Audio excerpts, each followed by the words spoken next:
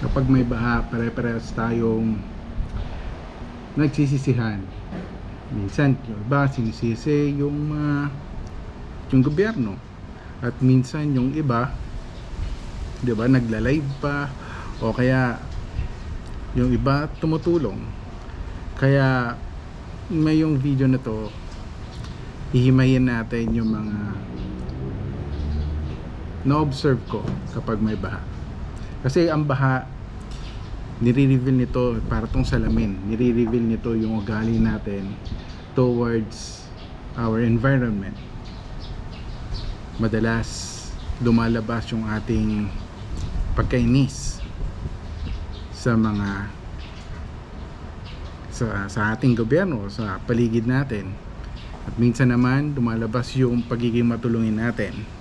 At minsan lumalabas yung pagka makasarili natin. Una-una, maraming mga tao sinisisi nila yung government, barangay, ang mayor's department, ang city hall, kung bakit bumabaha.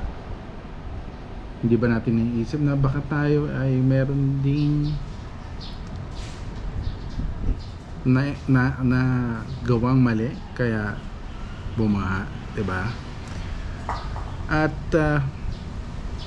yung iba sinisisi sa basura, yung iba sinisisi sa, madalas yung mga nasa government, sinisisi yung buhos ng ulan, yung kapal ng buhos ng ulan, and yung mga projects na hindi na nagawa. And yung iba naman nila live stream ang pagkabaha, di ba? In a way, nakakatulong siya kapag may baha, dahil kung may pupuntahan tayo, di ba, makikita natin kung meron nga bang baha doon sa lugar na pupuntahan natin, and nakapag-prepare tayo, di ba? And yung iba, yun, in a way, yung ginagawa na yun nakakatulong sa karamihan, and naipopost sa social media. Wag lang sana yung mga fake news na yung mga last year pang baha maipost pa, diba? And may mga taong tumutulong in times na ganito, may pagbaha, may pagtaas ng tubig. May iba kasi na sobrang taas ng tubig sa lugar nila, ilang araw na silang hindi nakakain, kaya maraming tao ang nagbibigay ng tulong para sa kanya, at nakakataba ng puso yon.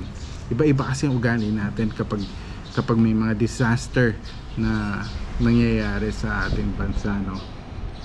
And tulad ngayon, tagulan na naman, no? Kaya napag-uusapan ko tong baha. Naalala ko dati, may dun sa kinalakihan kong lugar, tuwing umuulan bumabaha, hanggang ngayon bumabaha, at mataas ang tubig, and nagtutulungan yung community, na lalo na pag may current yung tubig, itong nakita yung pagtutulungan amidst yung pagtaas ng baha. And ang masayang memory ko noon is yung pagmimigay ng pagkain, na kahit ganyan na, bumabaha na, may mga taong tumutulong at nag-share ng kanilang pagkain. And yun nga, minsan yung mga lumang videos pa yung pinopost sa social media, no, na hindi naman nakakatulong, yung for the views lang. And sana tigil-tigilan na natin yun, na kumukuha tayo ng mga for the views, di ba? And madali tayong makalimot kapag hupa na ng baha, pagka nawala na yung tubig, nakakalimot tayo na kung paano ba tayo makapaghanda sa susunod na pagbaha ulit. Kasi hindi lang naman isang beses na ngayon nagbabaha taon-taon. Minsan kada ulan, habagat, babaha na, tapos magta-typhoon season pa, 'di ba? Kaya yun lang yung ang dali nating makalimot. And ganun pa rin, tatapon pa rin tayo ng basura kahit saan. Hindi nga tayo makapag-segregate ng nabubulok sa di nabubulok and recyclables, 'di ba? Yung mga plastic bottles natin kasama ng mga nabubulok. So hindi mo rin masasabi, no? Hindi mo rin masisisi yung ibang tao. Kung ano na lang yung magagawa natin para makatulong tayo sa paghinto ng baha, ganon. Kasi hindi naman natin makakontrol yung environment, hindi naman natin makakontrol yung buhos ng ulan, di ba? And yun, maging prepared tayo, no? Imbis na kung ano-ano yung mga bagay na mabibili natin, unahin natin yung mga emergency tuwing baha. Meron na ba tayo mga delata? Kasi knowing ako na lumaki na may baha sa bahay namin, ang una dyan na priority is pagkain. Kung may pagkain ba sa bahay, may mga canned goods or delata or bigas, diba?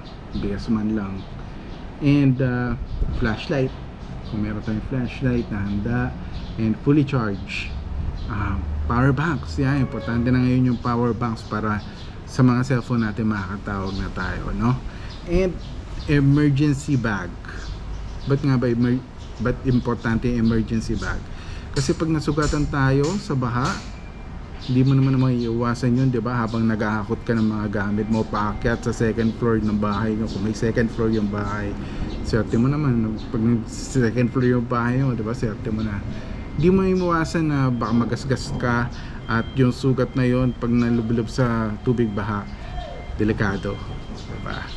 And first aid kit at tsaka first aid kit, self-explainable na kung bakit kailangan natin yon.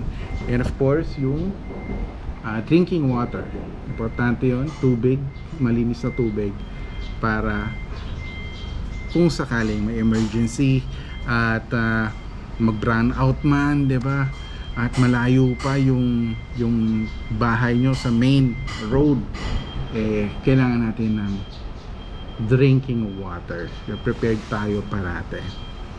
And sana wag nating i-normalize yung pagiging resilient natin, no? Yung sanay na tayo, wag na sana nating ma-normalize yun, na yung attitude na ganun talaga tuwing umuulan, ganyan, may baha talaga. Isipin natin na may improve pa natin yung quality ng life natin kung may gagawin tayo. Okay? Yun lang.